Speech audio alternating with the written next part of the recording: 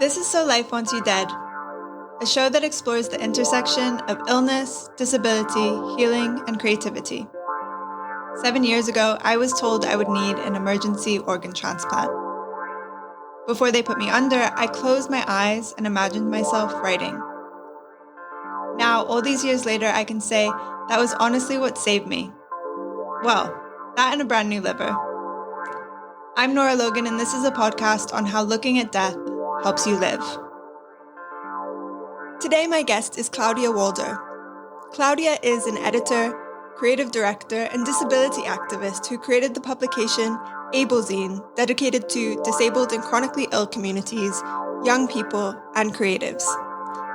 On today's episode, we talk about Claudia's experience living with myalgic encephalomyelitis, her creative outlets, and what led her to creating Ablezine, the first magazine made by and for disabled people. Here's the conversation. Welcome to So Life Wants You Dead, Claudia. Thank you so much for being here today. In 2017, you were diagnosed with a multi-system disorder called myalgic encephalomyelitis, commonly known as chronic fatigue syndrome. You've since been diagnosed with fibromyalgia. Can you tell me a bit about how you came to be diagnosed with this and what some of the common symptoms are? So in 2017, I started experiencing symptoms I hadn't had before with regards to different parts of my body, a reproductive system, and I had an infection and I took some antibiotics given to me by the doctor. And I went from never having any sort of gastrointestinal issues in my life to feeling like a bomb had exploded in my gut and I couldn't eat without being in pain.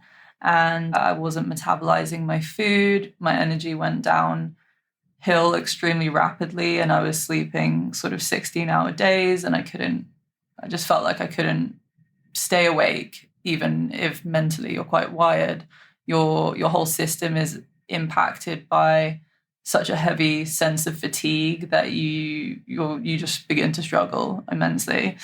Yeah, that was when I got diagnosed with chronic fatigue syndrome, which is relatively similar to long COVID, which maybe more people are aware of now. Both of them can be sort of viral, triggered by different viral infections. But I always use this analogy of a Jenga block when people talk about health and how chronic illness can impact the body. And essentially there's so many different things in our life, things that we're not even aware of or can't see, like pollution, chemical sensitivity, how you were given birth to, whether you were breastfed, all these different things can sort of benefit the immune system or protect you from different kind of diseases later on in life.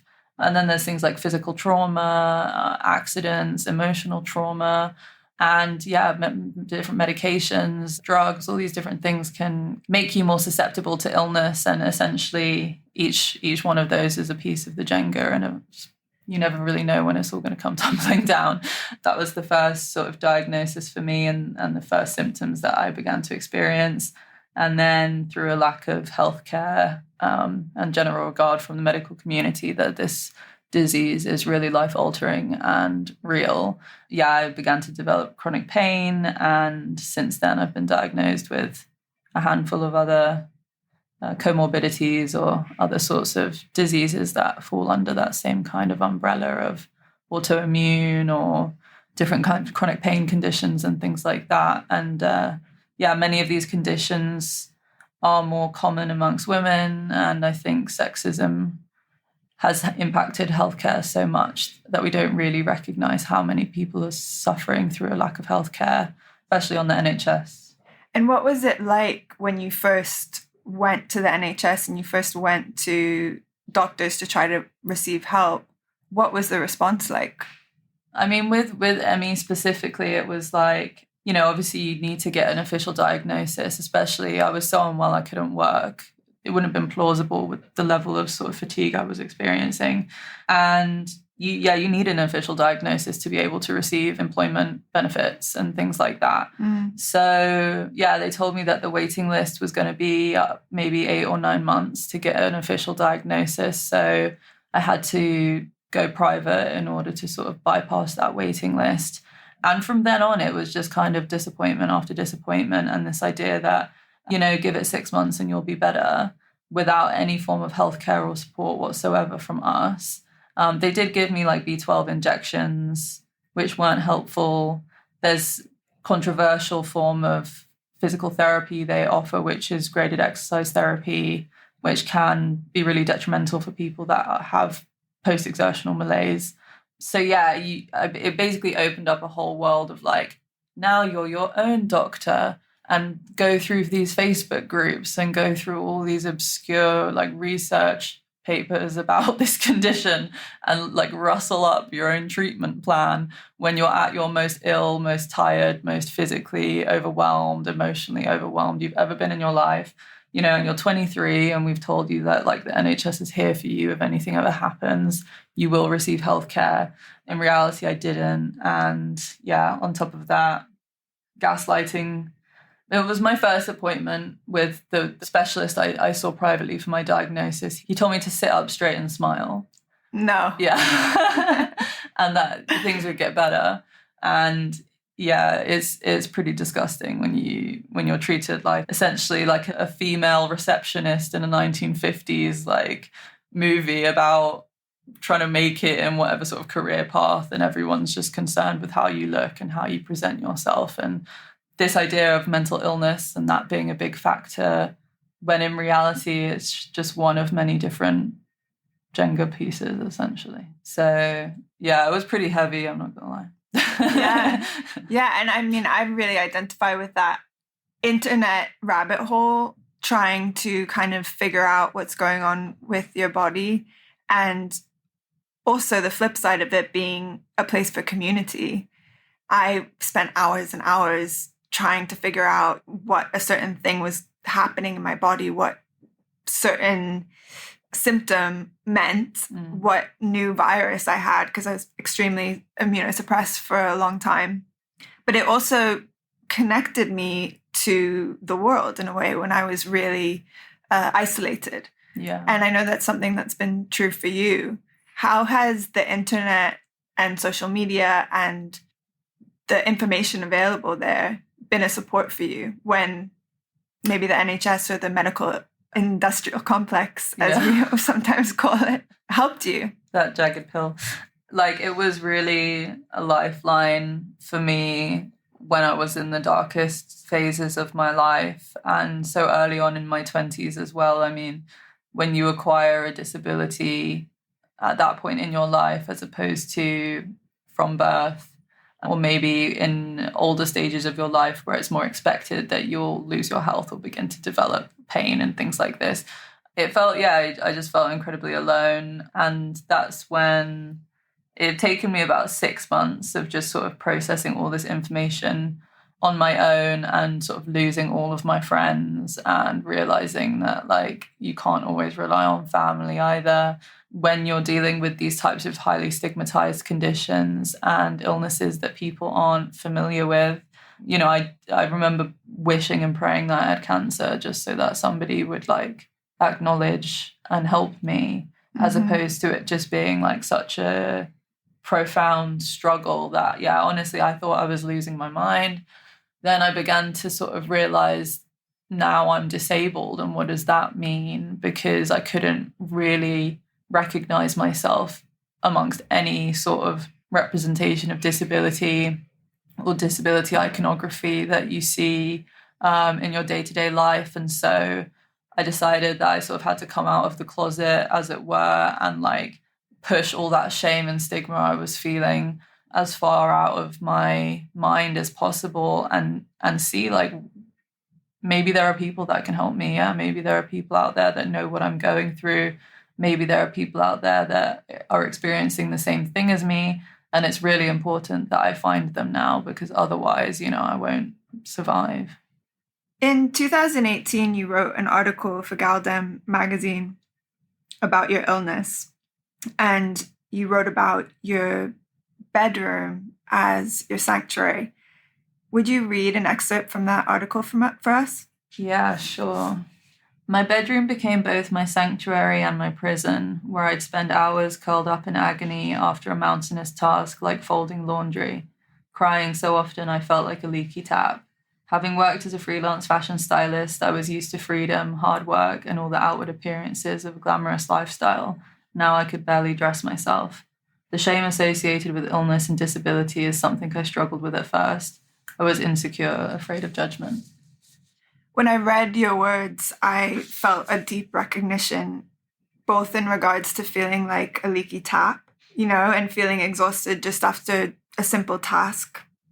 And also having worked myself, both in fashion and TV before getting sick, and really creating my identity around hard work. And it really took me a long time to shake off the shame I felt after my body changed, after I became disabled. I was transformed really so radically through illness. I'm curious how you grappled with the shame back then, and then also how it's shifted over the years. Yeah, I mean, like I said, I think it's such a different experience for someone that acquires disability as opposed to being born with it and not necessarily recognizing another type of life or lifestyle or the way that other people perceive you. And so, yeah, I mean, I really felt like I lost a sense of identity really, really rapidly, but I was still in the same place that I'd always been.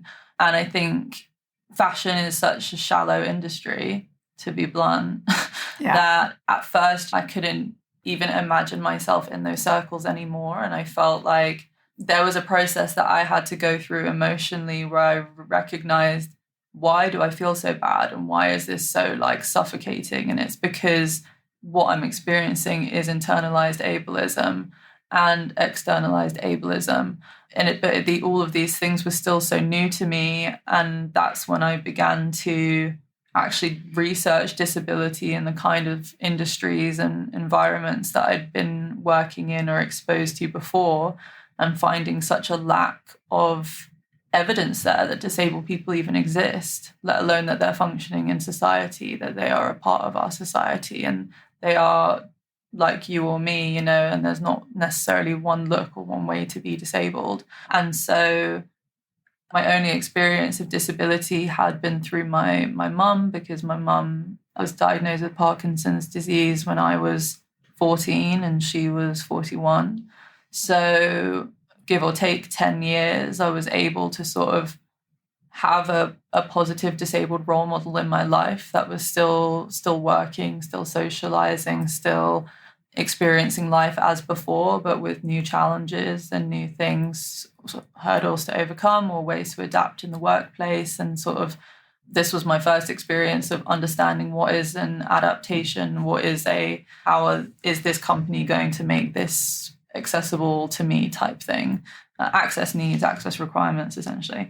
So, yeah, I realized that's nothing to be ashamed of. And I'm certainly not ashamed of my mother. So why would I be ashamed of myself? You just need to shake it off. I don't know if there's any other way to really get around it. I mean, I still experience internalized ableism for sure.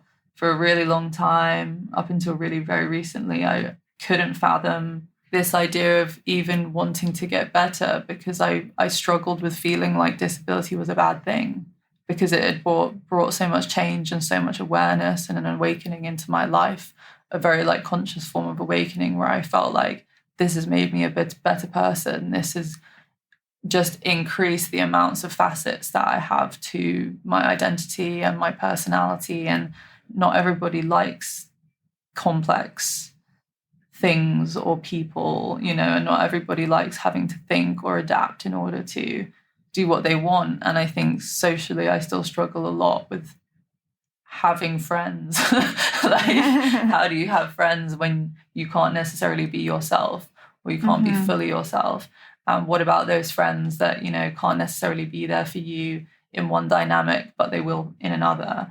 Socially, we really struggle to recognize disability and understand what the good thing is to do or what the right thing is to do around it. I think too many people are willing to just ignore it and shuffle away from it so that they don't have to put themselves in uncomfortable positions and they don't need to feel uncomfortable.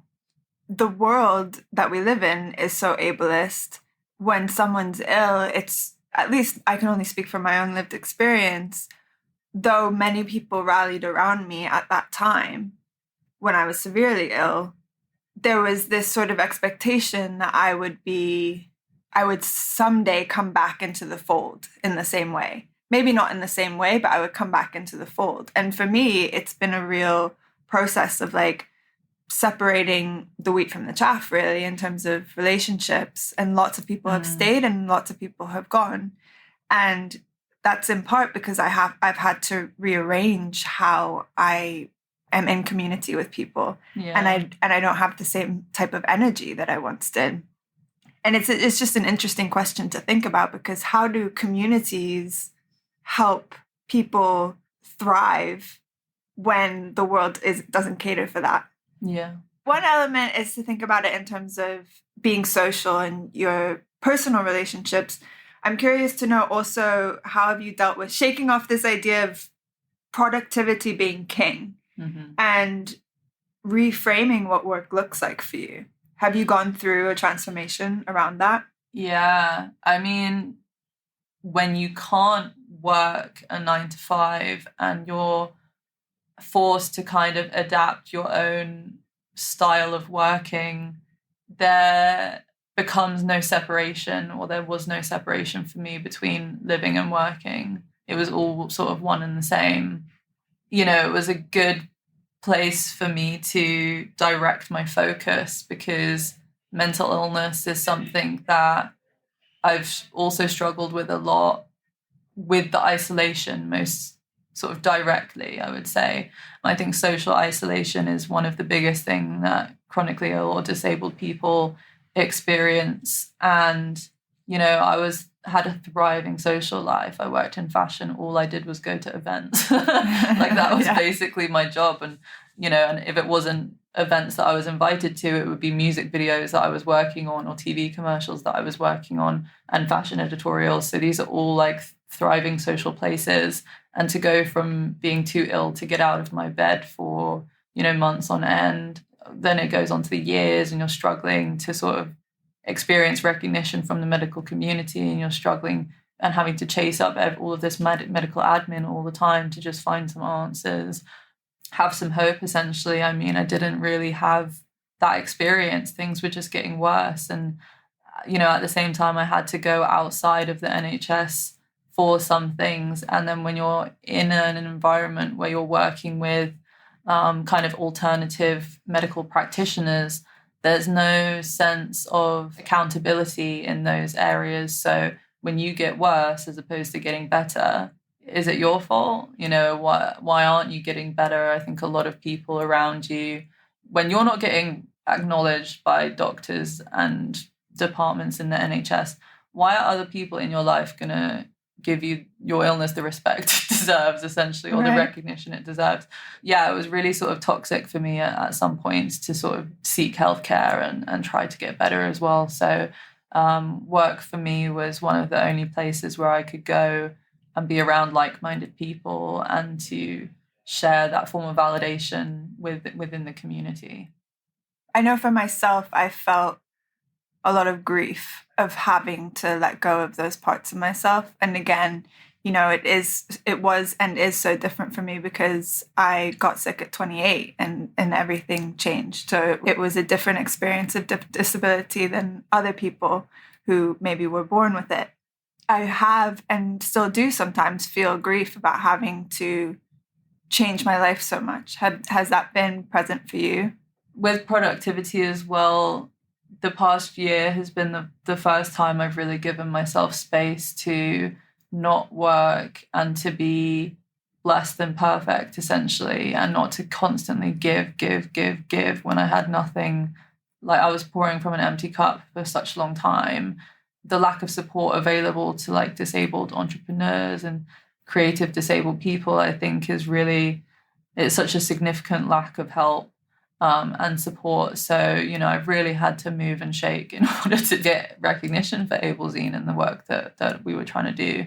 In terms of the grief, I mean, this year as well, I've tried to I recognized, you know, that actually I wasn't as happy as I could have been, and that through the sort of lack of identity I experienced, and embracing a disabled identity for myself was still only one facet of who I am as a person overall. So I've been trying to kind of shed or address some of the grief that maybe I felt, and it's been a long journey of just feeling like, you know, I don't need to look a certain way and I don't need to dress a certain way for my experience to be true.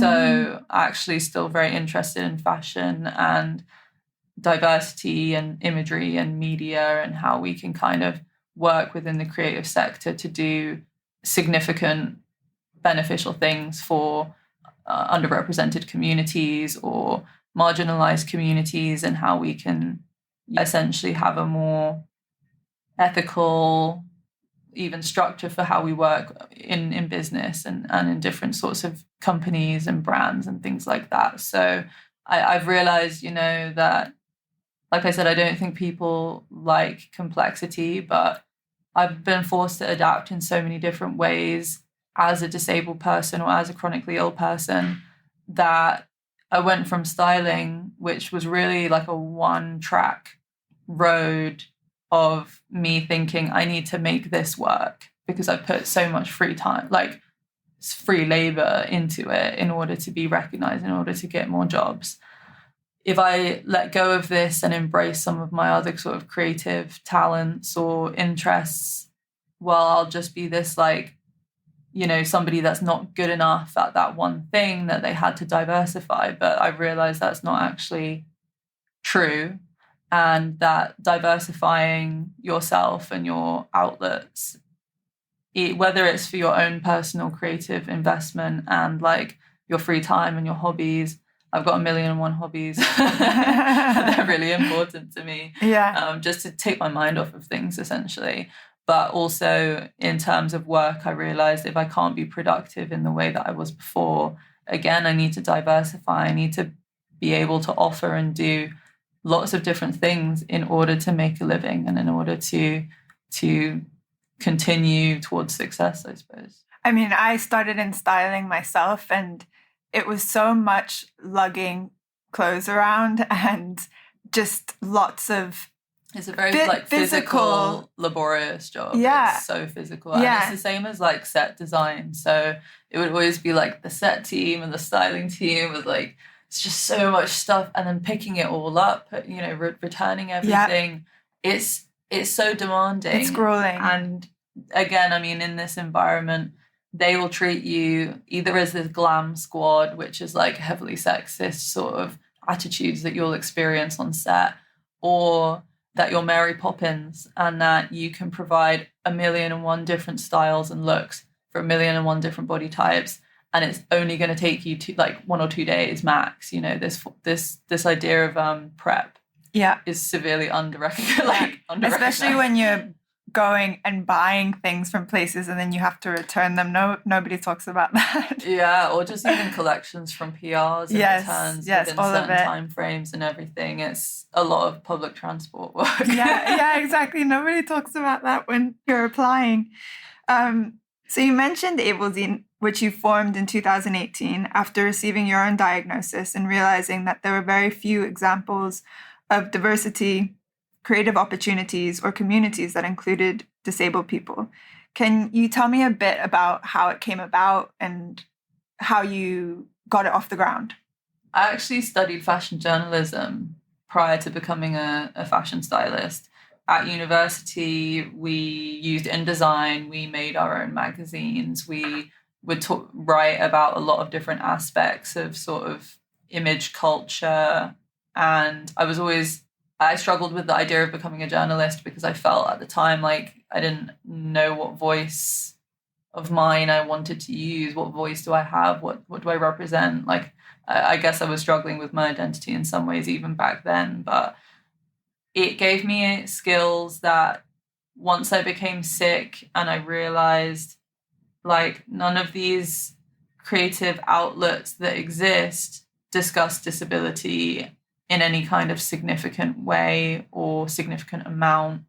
I know so many photographers, I know so many stylists, makeup artists, and now I'm beginning to know a lot of disabled people that are my age and are also, similar to me. Like, they care about how they look, what they're wearing, but they have these different lives essentially that aren't being represented in wider discourse. And I didn't necessarily even rate magazines prior to starting Ablezine because I thought they were too expensive, full of advertisements. What are you really getting, beyond like a coffee table type thing to keep? And yeah, they're enjoyable, but who's got the time to sit down and read one type thing?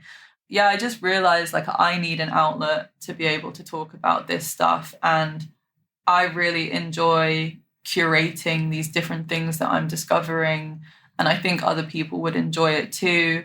And I'm in a unique position that I know people that can help me make it a reality. And so, yeah, I just didn't even know what it was going to be. I just started creating content. And I think for the first 6 months, I didn't show a single person what that content looked like. I was really afraid that people would think it was weird. They wouldn't understand it. But I started working with a graphic designer that I'd met, only on a handful of occasions, but he had the time to help. And yeah, we began putting it together. And by the time we were finished, I mean, it took at least a year. we had over 160 pages or something of really beautiful time, so much time and investment put into the way it looked and the messages that we were putting forth. That, yeah, once we'd actually sent it to print, I mean, the interest and the amount of support I began to receive for what people were seeing was, it made it all worth it. But man, was I anxious about the whole thing. I can imagine. But I mean, you created an incredibly beautiful product. I have it in front of me. I have one of the editions in front of me. And it's so beautiful on every level. You've created this sort of high fashion glossy magazine. You decided from the beginning, I'm guessing, to do it in print. Why was that important to you? Why was that aspect of it so important to you? I think there's so few things that we as disabled people can say is ours and is made for us and is beautiful. When I first was working with a printer and being asked, what stock paper do you want? What finish do you want? We can do this, we can do that. I didn't really need much time to think. I realized I wanted it to be glossy and I wanted it to stand up against every other fashion magazine that you'll see in the Tate Modern or wherever you go to buy magazines that are beautiful and culturally outspoken. So yeah, I just realized the support, the attention would always be there from within the community because we really don't have that many outlets that celebrate us as well. And it was such a celebration of disability and all of its facets, all of its manifestations and the way that we can all experience it so differently that, I just wanted to make it as important physically as it is emotionally to a lot of people. And also you do such a good job at showing the full spectrum of everyone's humanity, all the people that you highlight and how vibrant people are. It's so often, and you've talked about this, it makes people uncomfortable to talk about disability or to be even shown images of people who have disabilities. Yeah. So to create something that really celebrates the community is such a beautiful thing to put out into the world. Yeah, and also we can both probably relate to this experience of grappling this new world and this former world of being able-bodied, being non-disabled and being disabled, chronically ill, and experiencing all of these new barriers and sort of challenges. And because I could grapple and still understand both of those experiences, to me it was really important as well that this wasn't just a product for the community to be seen by the community and nobody else. It was equally important to me that non-disabled people would see it, pick it up, and feel safe reading it and not judged, and they can expose themselves to these stories and these people's experiences without anyone judging them to be and receive it in the right way, and to have the right responses to say about it. it's individual personal experience when you sit down with the publication and read it. No one's forcing you to. If you're not interested, that's fine, go on your way. But if you are actually interested in becoming an ally, if you're interested in just getting more of an awareness and understanding of how these other young people are living their lives, maybe you can kind of join us down the road, and maybe you will yourself if you become sick. It's not like it's unheard of.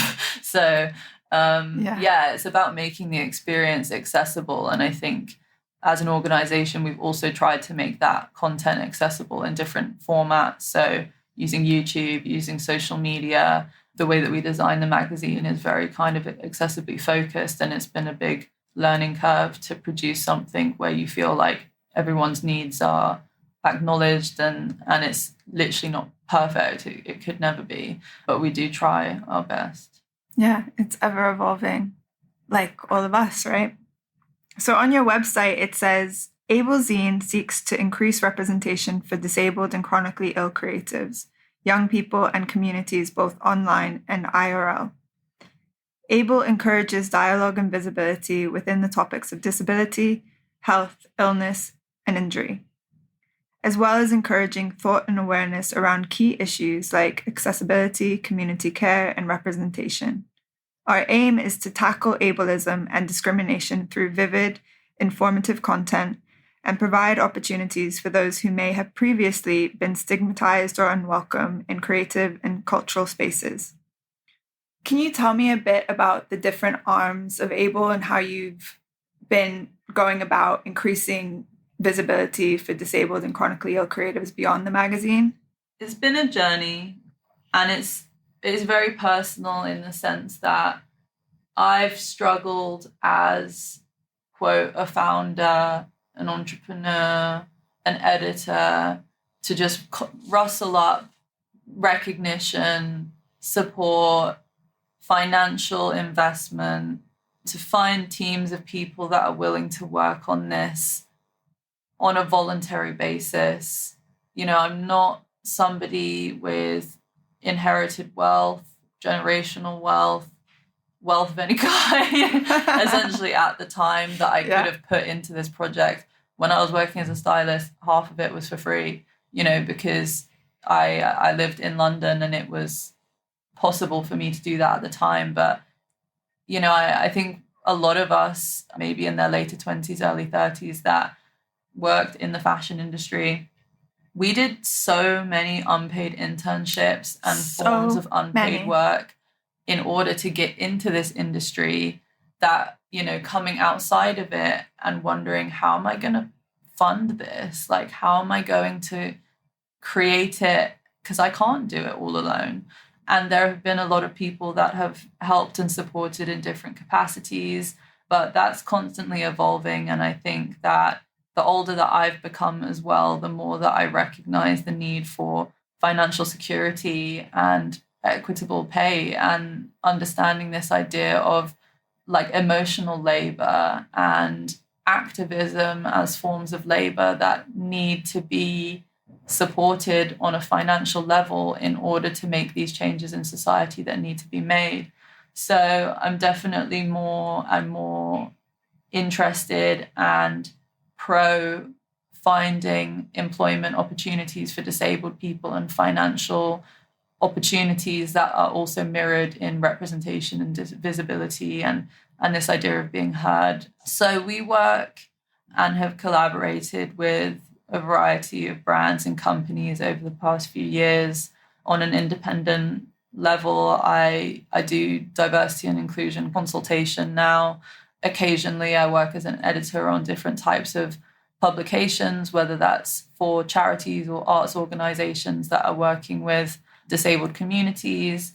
I also have worked with the NHS, and there's things like different research projects and things like casting for disabled models. And in this way, I think that we try to bring the disabled community with us as we sort of journey back through these industries and try to scope out and see where we are in terms of disability inclusion, because I think we're still really, really have a long way to go.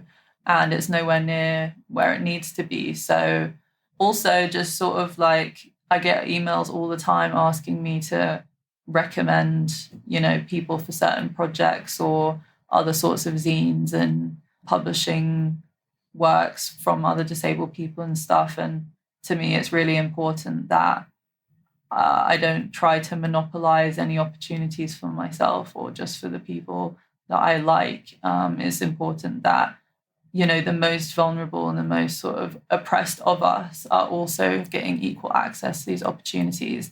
Because I think that, at least in the early days of Ablezine, I really was aware that physically I didn't look disabled, verbally I didn't sound disabled, but there is no like indicators essentially of my disability bar what I tell you. It's an invisible.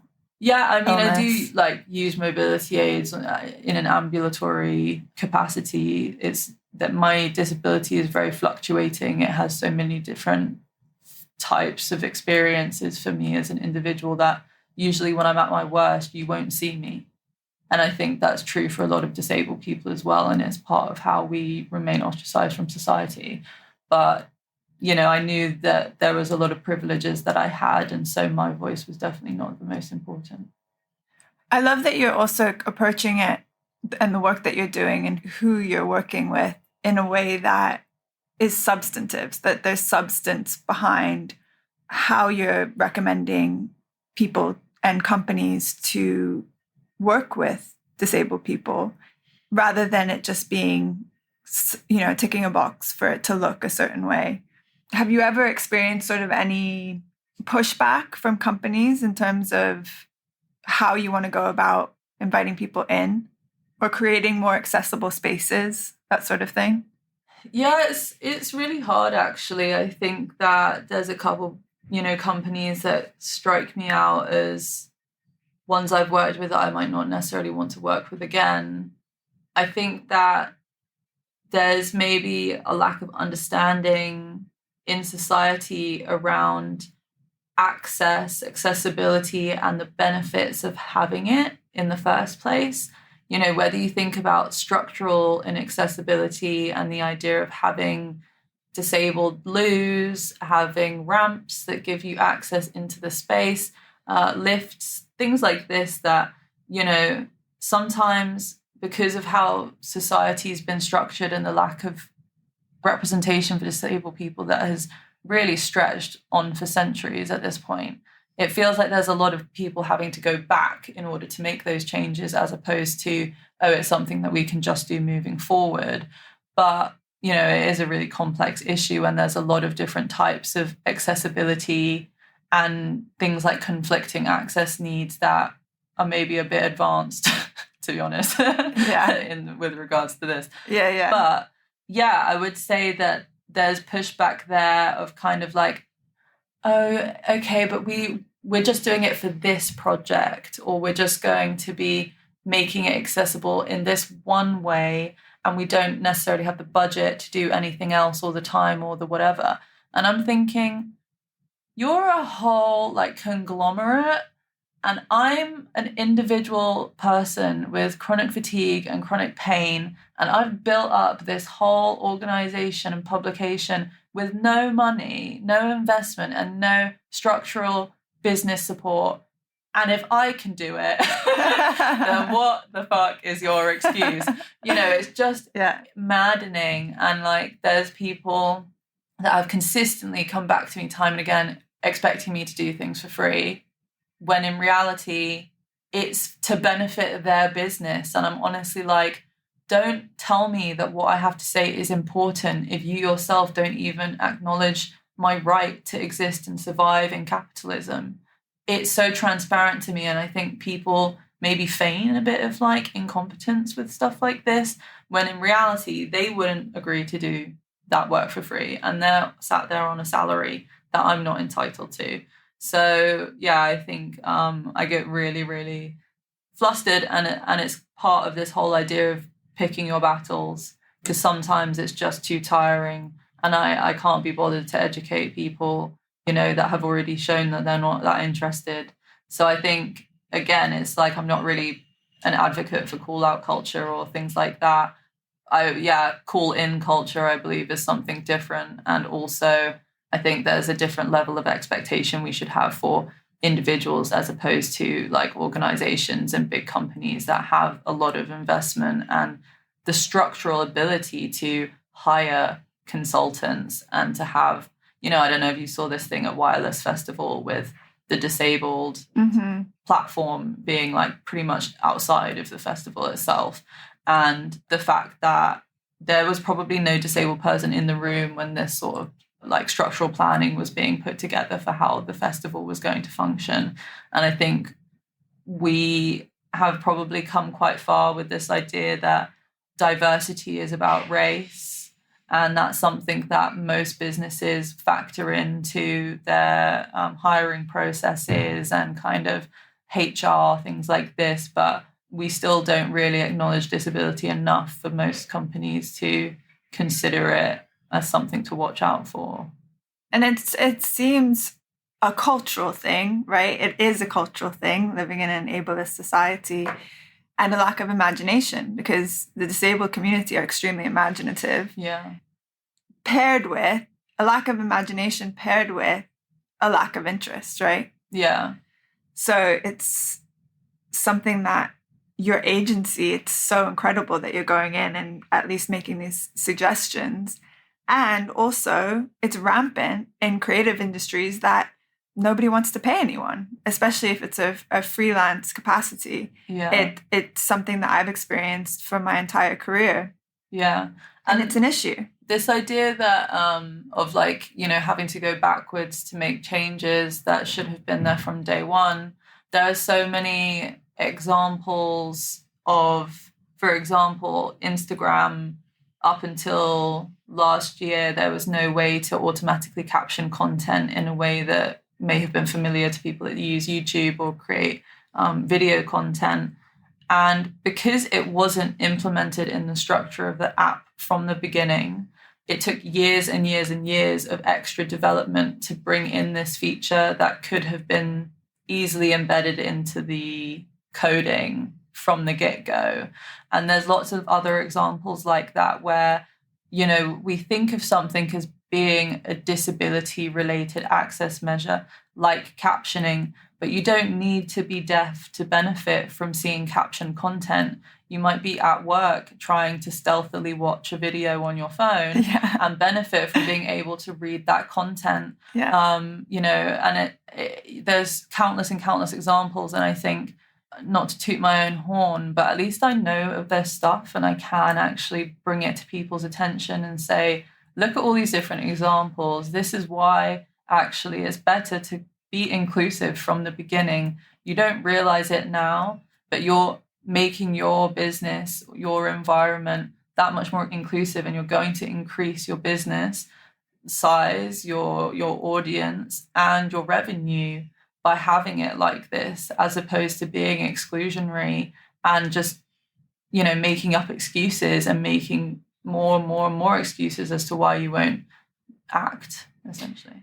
In a Vogue interview in 2020, you said, "We are the largest minority group in the world and the only one that anyone can become a part of at any moment. So we need to be asking ourselves, why are we always left out? Too many people have gotten away with not addressing disability as a social issue because they can. You could say that about other forms of discrimination. People ignore it because they can. That does not mean they should." So it stands to reason, exactly to your point, what you just said, companies making things more accessible, you're reaching more people because it's the largest minority group in the world. And I'm curious, because this question of uncomfortability and people feeling uncomfortable around it, and it's an open question and inquiry that I ask myself consistently, how can we shift that uncomfortable feeling that people have? What are things that we can continue to do to help people to feel less uncomfortable around these things, with also acknowledging that it's not necessarily our job to do that emotional labor for people? Yeah. I think the area where I've seen the most sort of change has been in TV, and the fact that there are a lot more disabled people working as presenters and bringing disability into people's living rooms. And I think that is hugely important and hugely affects the kind of that feeling of discomfort that people can experience when they see a visibly disabled person. I think one of the important things we've tried to do with Ablezine is represent disability as a spectrum, and not to liken disability with just having a visible disability, not just being a wheelchair user, not just having sensory impairment. We need to be creating awareness for all of the different ways that disability can manifest in order to really create inclusive environments.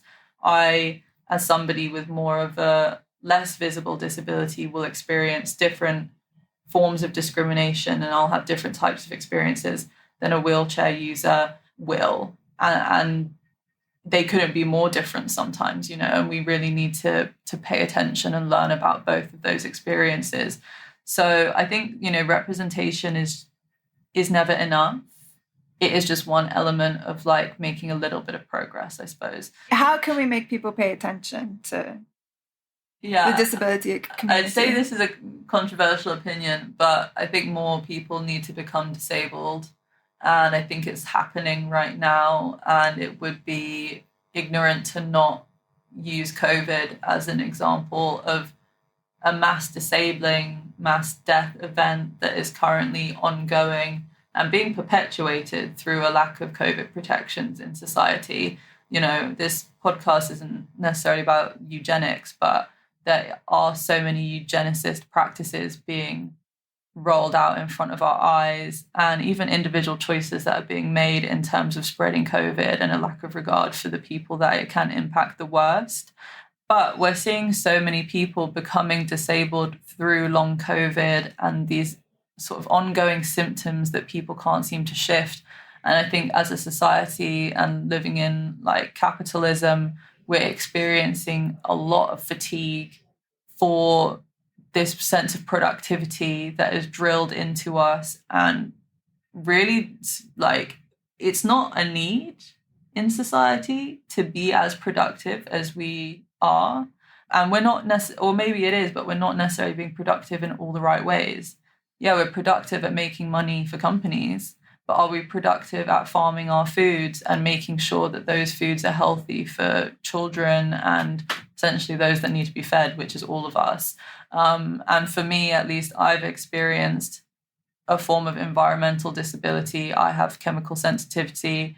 There are really common preservatives that are used in food, in cosmetics, hygiene products that I need to stay away from in order not to develop cancer, for example.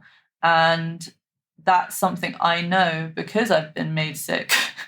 Not everybody knows it yet, and not everybody knows the invisible ways that their bodies are struggling. And mental health is another branch, I suppose, to disability that is as important, as physical disabilities. We need to be exploring ways to make ourselves happier as a society, less dependent on, I guess, harmful forms of this idea of disconnecting from our experiences because we're experiencing trauma.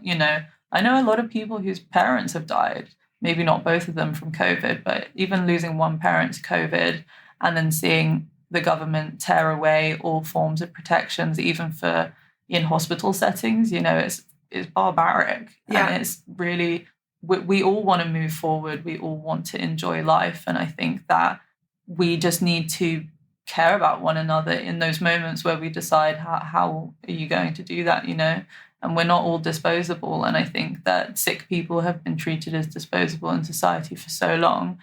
I like to think of my voice as important, but if someone doesn't know me, doesn't know my experience, they wouldn't necessarily usually listen to my voice and realize through our lived experiences how much we gain, how much insight, how much creativity, how like the ability to adapt and the things that we learn.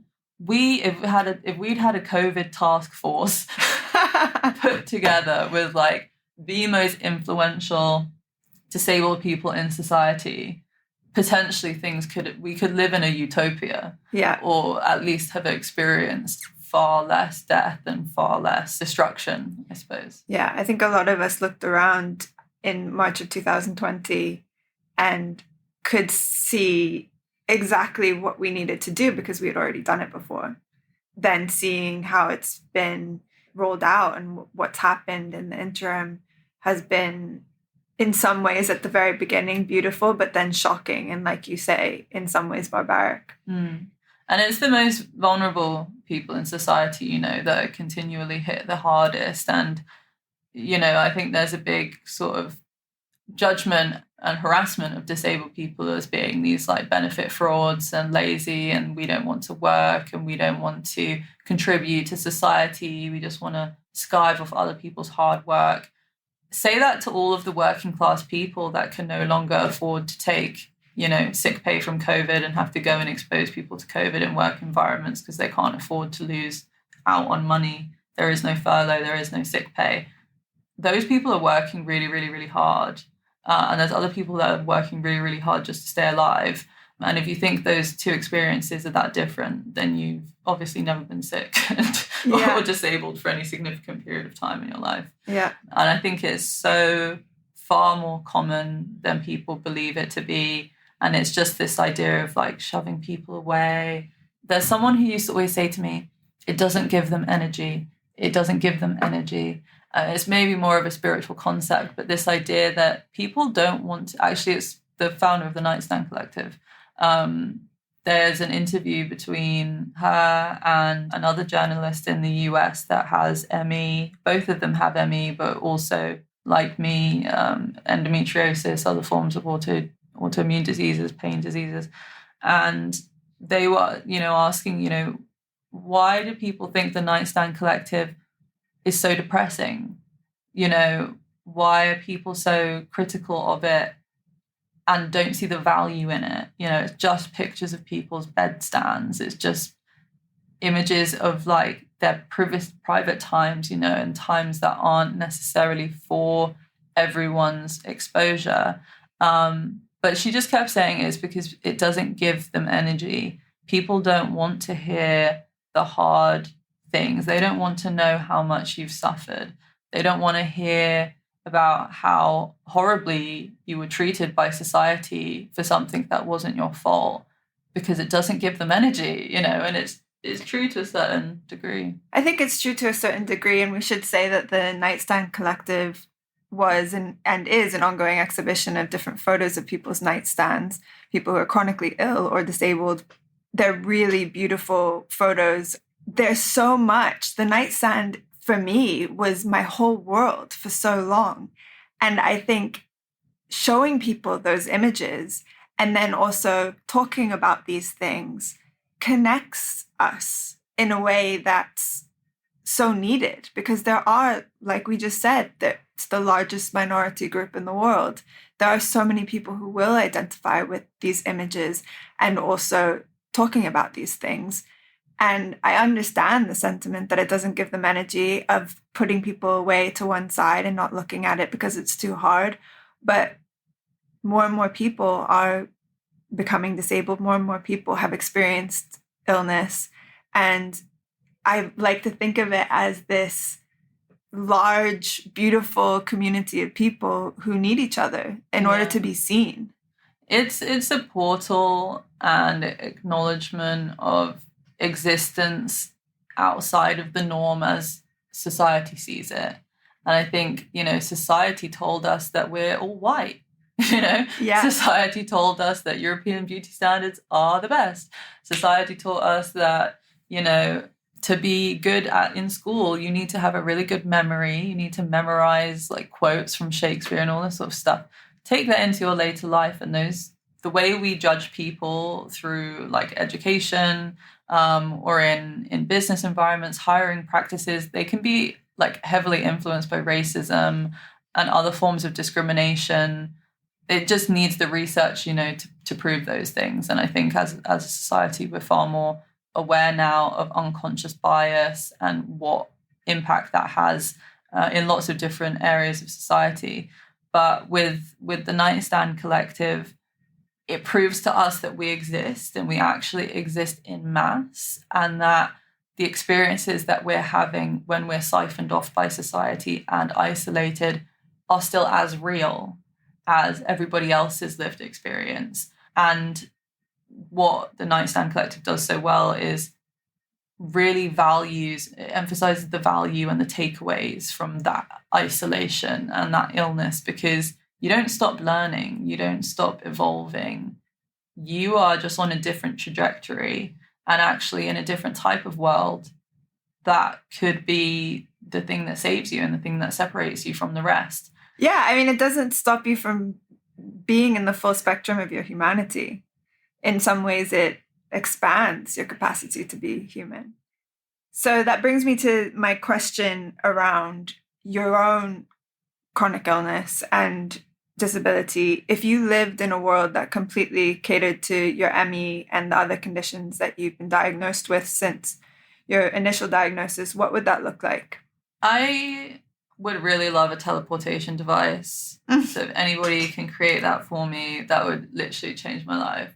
But in terms of an realistic ideal world, I think that we need to evolve from capitalism with capitalism. I'm not here to talk about my economic beliefs, I suppose, but it's all part of it, though. But yeah, it's really it really affects how we live our lives.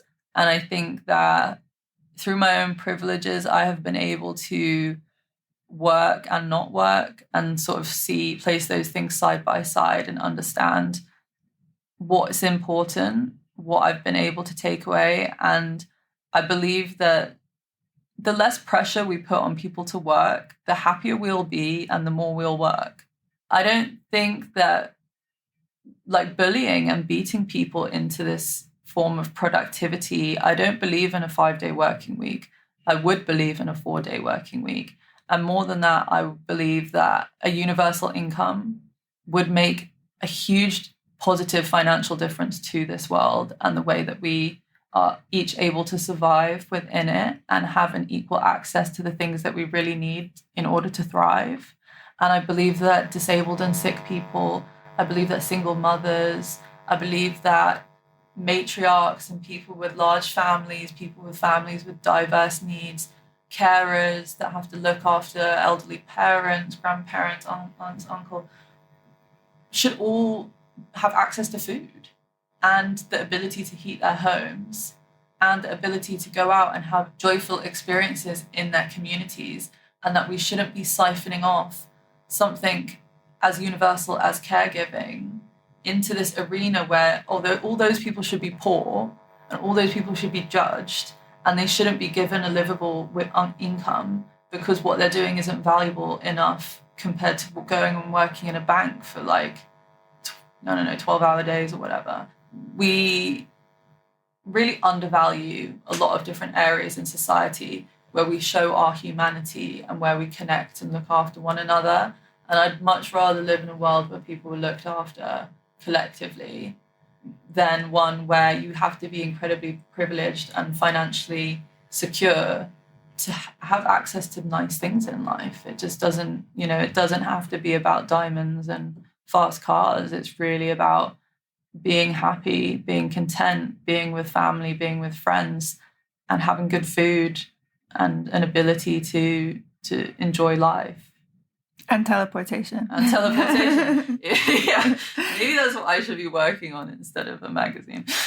So, Claudia, what's one thing that you do to keep yourself creative each day? I have a lot of hobbies. As a creative person, my hands are really important to me, and I'm working with my hands on a daily basis, but I have developed chronic pain as a result, incredibly debilitating chronic pain in my arms. It's the same with typing. Whenever I'm really stuck into a project or feeling obsessive about something, it's like my body's like, stop, slow down. Yes, you need to my pace body this. does that too. You need to regulate yourself because overworking this, even if comparatively it doesn't seem like that much, my body just doesn't function in the way that I'd always like it to. And also, I think that we shouldn't necessarily believe that creativity is a daily practice. I think it's important that we sometimes give up and go through experiences where we're not always being given the energy. Sometimes we actually need to, let it all go. And then finally, for me and my personal practice, there have been a lot of days where, I'd be wearing the same tracksuit from Monday to Friday because I haven't really done anything. I haven't really left the house. But something as simple as like picking out my jewelry, maybe putting on a little bit of lipstick, to go to the corner shop and buy snacks. It's the best place to wear lipstick. Well, I mean, with COVID now, I'm masked up half the time anyway. But it's my own way to kind of give back to myself and connect with those other forms of my identity that are rooted in like aesthetics and imagery and things that do give me life and give me the energy. That's beautiful. And finally, what's one phrase or saying that you always come back to? I don't know if there's one like that's been throughout my life or anything, but in terms of my most recent internal discoveries and where I'm at right now, I think that a phrase that I say to myself a lot goes along something like this: nobody can kill your joy and nobody can steal your peace, or nobody should have the capacity to steal your peace, kill your joy. I think as disabled people, we are really not encouraged to find happiness and to live happily. And I don't think that we, especially in like social media culture and this idea of scrutiny as well that we're under as disabled people, either from like a governmental perspective or your neighbors, it just always kind of feels like there's a sense of surveillance. And it's something that I've really struggled with myself. This idea that you can't just be, that you have to constantly be an activist or advocate, and that you have to constantly be showing your disability and proving your disability to get the help and the care that you need. And that is just always feels like so much work, and there's not really that much space for just being true to yourself and prioritizing what brings you happiness and what brings you joy, peace, a sense of fulfillment. Those are the most important things though. And so I think you have to really tell yourself that no one's entitled to take that from you, regardless of what you're experiencing. And I know that sometimes it's ourselves that we don't allow ourselves to be happy. We don't allow ourselves to find joy. I mean, it's such an active thing that one must do, I think, because, especially in capitalism, we're not encouraged to find our joy unless it's like through escapism. And so really connecting inward and just feeling like no one has the right to take that from you, regardless of what you're experiencing. So give as much to yourself as you can for as long as you can. I love that. And just the right to just be. Yeah. And also finding joy in hobbies. I feel like everyone creates their hobbies into side hustles these days. I know. And we're allowed to just do things for the fun of it. Yeah, exactly. And just to be, I don't know, it seems like a lot of people, a lot of different things will tell you that actually that's not okay, just to be and just to exist. You don't have to be giving back all the time and feeding into a cycle that harms you. Political and economic beliefs coming through a little bit. But. I love it. Well, thank you so much for being here today, Claudia. How can people find you? How can they engage with your work? You can follow Ablezine on Instagram. You can find us online at ablezine.com. And you can follow me on my personal account, which is Lil Guerrera, LILGUERRERA. And can you, just to take us out quickly, tell us the origins of that name and what guerrera means warrior in Spanish? I'm half Mexican. And so for me, especially when I lost my sense of identity in London, I really began to feel more and more like maybe that's where I'll find healing and where I'll find joy, by leaving the environment that made me sick and finding myself again in the environment of my heritage. And also I think that there's a lot of kind of like inspirational quotes that disabled and chronically ill people are sometimes subjected to around this idea of being a warrior and being superhuman with the Paralympics and all these different types of ways that we make disability acceptable again. And I think we all actually go straight to that place when we're first sick. We're like, either this is literally deathly and it just needs to end, or, you know, I need to be this idea of the good patient, the good cancer fighter, the chronic illness warrior, and this and that. But to a certain degree, I think that being a warrior, it's not like a choice. It's something as a result of the circumstances that you find yourself in, this idea that you have to fight regardless of whether you're inherently strong or not. I mean, I think we all are, but there is a different level of fighting that you have to do internally and externally when you're sick. You feel like you're fighting your body for ownership, and you're also fighting for recognition and to be heard and to have your experiences acknowledged. And so regardless of where I've been in my illness health journey, that is still happening every day. So it's a bit tongue-in-cheek, essentially. Well, thanks for sharing with us. Thanks for being here. May we all find our inner Gered as warriors as we continue on. Yes, thank you for having me. That was our show, So Life Wants You Dead. Thanks so much for listening. This episode was made in collaboration with and support from Soho House. Many thanks to Jamila Brown, Min Shrimpton, Olivier Garrity, Sagal Mohammed, Erica Bonet, and Theo Vanderbrucke. Our illustrations are by Renee Fagan. And if you like what you hear, please subscribe, leave us a review, or rate us on Apple Podcasts, Spotify, or wherever you get your podcasts. Rating us and subscribing really makes a difference. You can find us on Instagram at So Life Wants You Dead, where we talk about what's coming up and how we probably need to rest more. Thanks so much, and see you next time.